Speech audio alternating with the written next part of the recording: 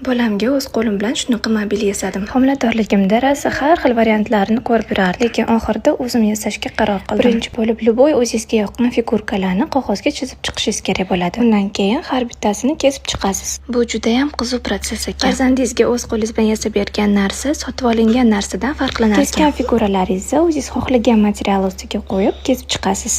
Oldimda mushugim ham o'tirib shunaqa podyashka qilib turdi. Hamma materialdan kesgan figuralarimni tikib chiqdim. Ozgina joy qoldirib paxtalar tiqib chiqdim. Menda sintepon yo'q edi, shunga oddiy paxta solib chiqdim. Hammasi tayyor bo'ldi. Keyin shunaqa dumaloq narsa sotib oldim formani ushlash uchun. Menga kerakli formada osilib turish uchun lentalar boylab chiqdim. Qalin oq ipga hamma tikkan figuralarimni kirgizib chiqdim. Shu mobilda ushlab turgan oq narsa nimaligini bilasizlarmi?